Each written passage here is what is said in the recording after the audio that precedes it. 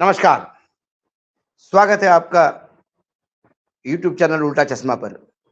लेकर आया हूँ आपका अपना कार्यक्रम विश्लेषण विद वानखड़े। आज इंदौर में सुबह एक ऐसा हादसा हुआ, क्या वो खजुराहो, सूरत के बाद इंदौर एक कड़ी में कुछ बातें हो रही है? क्या 400 पार, 370 पार इसी तरह से होगा? ऐसे कई सवाल उठ रहे हैं।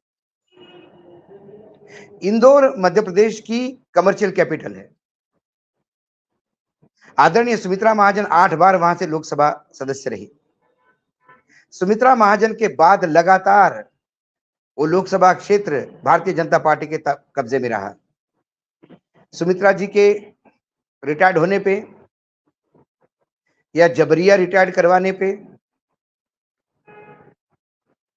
दूसरे आदमी को टिकट मिला, वो भी जीत के आए। इस बार उनका टिकट रिपीट हुआ।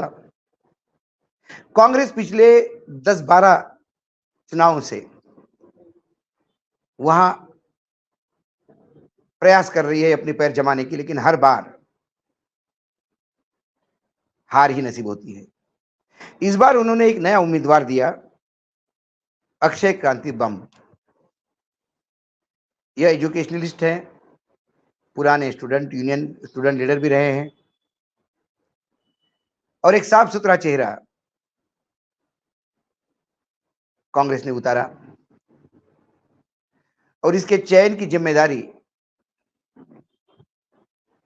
मध्य प्रदेश में जो कांग्रेस के अध्यक्ष है, मध्य प्रदेश इकाई के जीतू पटवारी, इन पे जाता है, क्योंकि वो भी महू के हैं, पास में इंदौर ही लग के है शहर।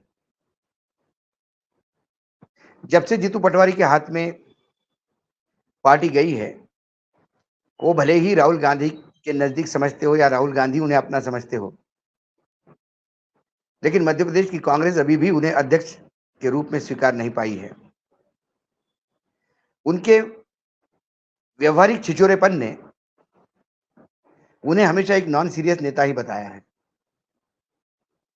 बहरहाल खबर यह है कि आज इंदौर में विड्रॉल का आखिरी दिन था और एकाएक सुबह 10 बजे कांग्रेस के उम्मीदवार अक्षय क्रांति बम, जो अभी तक प्रचार कर रहे थे जोरों शोरों से,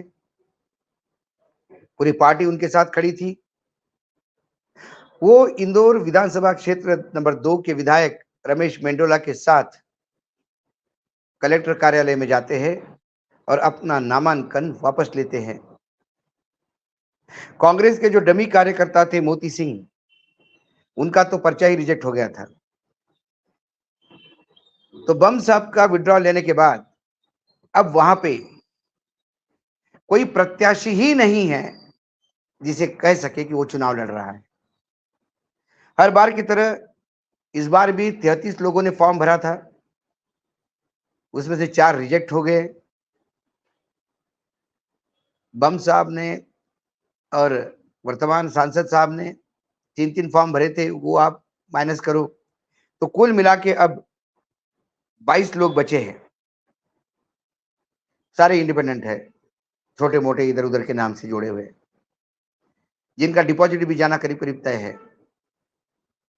इसका मतलब इस बार इंदौर में भी निर्विरोध चुनाव होगा। फिर 8 लाख कहो, 10 लाख कहो, कितने लाख कहो, उतना मार्जिन से इंदौर का उम्मीदवार जीत जाएगा। खजुराहो में जो सीट समाजवादी पार्टी को दी थी इंडिया गठबंधन में, वहां एक बहुत ही मामूली एक साइन नहीं होने के चक्कर में समाजवादी पार्टी उम्मीदवार का पर्चा रद्द हो गया है। उसके चलते वीडी शर्मा, जो बीजेपी के अध्यक्ष है खजुराहो से, वो करीब करीब विरोध चुनाव जीत के आएंगे, क्योंकि सामने वही इंडिपेंडेंट और कोई बड़ा नाम नहीं। सूरत में तो सीआर पाटिल ने बहुत बड़ा गेम खेला। उन्होंने कांग्रेस के उम्मीदवार के जो प्रपोजर थे 3, उनमें से एक उनके दामाद जीजा, एक उनका भांजा और एक उनका बिजनेस पार्टनर, तीनों ने एफिडेविट दे दिया कि ये सिग्नेचर उनके है ही नहीं, फॉर्म रिजेक्ट हो गया। और कांग्रेस का उम्मीदवार भी कहे कि अब मैं क्या कर सकता हूं। कांग्रेस ने एक्शन जरूर लिया, लेकिन चुनाव प्रक्रिया शुरू ही हुई थी कि बीजेपी का एक सांसद निर्विरोध चुनाव जीत गया सूरत से। ये क्यों करना पड़ रहा है? जब मैंने देखा क्रांति बम तो उस टाइप के नेचर के आदमी है ही नहीं कि जो इधर से उधर पलटा करेंगे। तब अंदर से खबर ये आई कि कुछ 17 साल पहले कोई केस उनका पड़ा हुआ था। 26 अप्रैल को उस केस में इंदौर पुलिस ने अटेम्प्ट टू मर्डर 307 की धारा लगाई और 1 मई को उनको कोर्ट में पेश होने के लिए कहा। उन्हें डर था कहीं वो अरेस्ट ना हो जाए। उन्हें ये भी मैसेज दिया गया था कि आपके कॉलेजेस है, जैसे आप जेल में जाएंगे आपके कॉलेजेस की जमीन की नब्ती शुरू होगी, बुलडोजर चलेंगे, आप पे आरोप होगा कि आपने जमीन कब्जा कर ली है, बिल्डिंगें टूट जाएगी, आपका साम्राज्य नेस्तनाबूद हो जाएगा। क्यों चुनाव के लफड़े में पड़ते हो? ऐसी खबरें हैं। लेकिन 307 जोड़ने की तो बात कंफर्म है। ये है बीजेपी का नया लोकतंत्र। यह है गुजरात मॉडल लोकतंत्र का। यही डर था बाबा साहेब आंबेडकर को, जो उन्होंने संविधान सभा में 25 नवंबर 1949 में, जिस दिन संविधान अंगीकृत किया गया संविधान सभा ने, उसके एक दिन पहले उन्होंने अपने भाषण में कहा था कि मुझे डर भी है, संविधान कितना भी बेहतरीन हो, लेकिन जब लोकतांत्रिक तानाशाही छा जाती है और वो तब छाती है जब व्यक्ति पूजा बढ़ जाती है, और जिस समाज में असमानता हो, अशिक्षा हो, वहां व्यक्ति पूजा बहुत जल्दी शुरू हो जाती है और फिर इस संविधान के मायने नहीं रहेंगे। 75 साल उन्होंने जो भाषण दिया उसके बाद आज ये दिन दिखने को मिला है। ये लोकतांत्रिक तानाशाही नहीं है तो क्या है? क्या आने वाले समय में चुनाव के पर्चा भरने के बाद उम्मीदवार उनके प्रपोजल्स को सुरक्षित स्थान पे पार्टियों को लेके जाना होगा, ताकि जब तक फॉर्म रिजेक्ट नहीं होता या स्क्रूटिनी नहीं होती या विड्रॉल का समय नहीं आता, लगातार वहां बने रहना चाहिए। इंदौर की सीट तो करीब करीब बीजेपी की मानी जाती थी, वहां पे भी एक खेल क्यों करना पड़ रहा है? सूरत भी बीजेपी की सीट थी, वहां खेल क्यों करना पड़ रहा है? क्या समाजवादी पार्टी से वी डी शर्मा डर गए थे? वहां एक खेल क्यों करना पड़ रहा है? क्योंकि चुनाव में विश्वास ही नहीं है। 2024 में यदि 370 पार हो गया तो फिर इस देश में एक देश, एक चुनाव और एक party, one nation one election one party, हम रशियन मॉडल पे जाते हुए दिखाई देते हैं।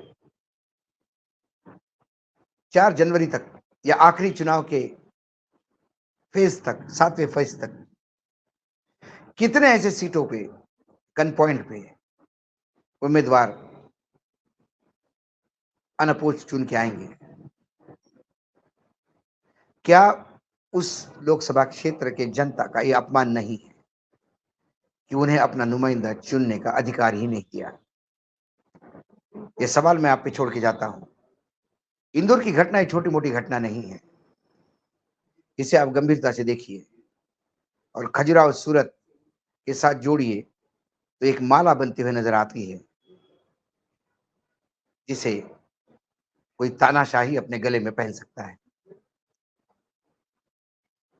इंदौर के कांग्रेसी खौफ खा रहे हैं कि कैसी इंसान को दिया। इंदौर के मध्य प्रदेश के अध्यक्ष जीतू पटवारी बीजेपी को कोस रहे हैं।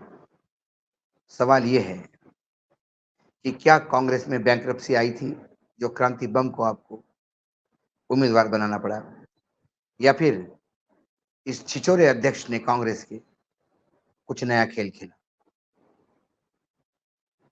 टिकट बिके हैं या बांटे हैं, ये भी सवाल है। इसका जवाब कांग्रेस दे सकती है। आज इतना ही, कल फिर आऊंगा किसी विषय के साथ। तब तक के लिए नमस्कार। देखते रहिएगा यूट्यूब चैनल उल्टा चश्मा।